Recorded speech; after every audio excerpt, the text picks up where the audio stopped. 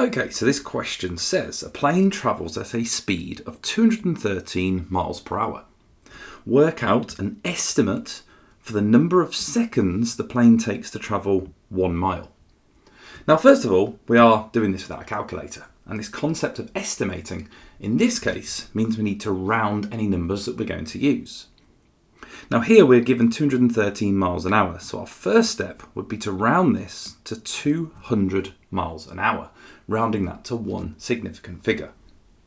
We can then, without a calculator looking at speed, distance, time, we can write what that means in a slightly different way. We can write 200 miles is equal to 1 hour.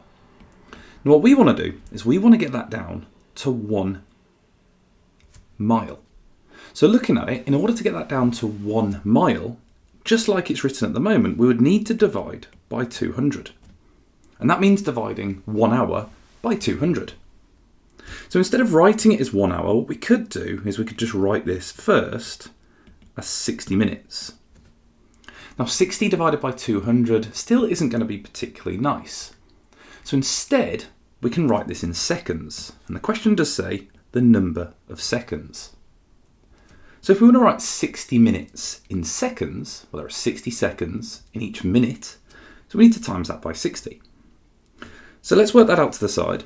We've got 60, we need to multiply that by another 60. We don't really need to do column multiplication for this, because all we have to do is 6 times 6, which is 36, and add those 2 zeros on.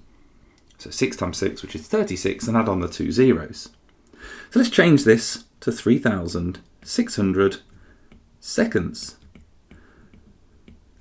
So there we go, now we've got it written in seconds. So we have 200 miles in 3,600 seconds. We can now, a little bit nicer, divide this by 200.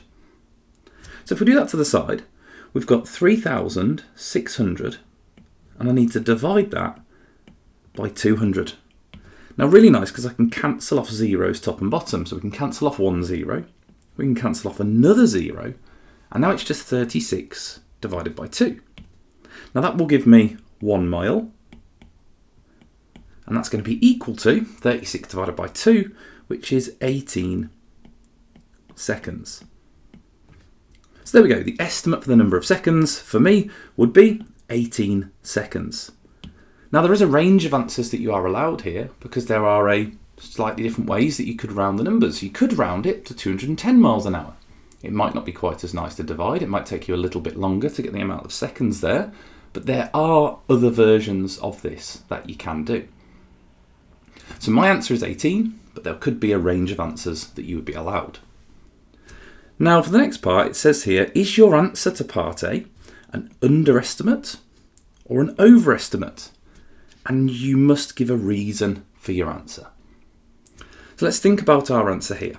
So what we did is we rounded our answer to 200 miles, or 200 miles per hour, but then therefore we used 200 miles. So instead we've divided by 200.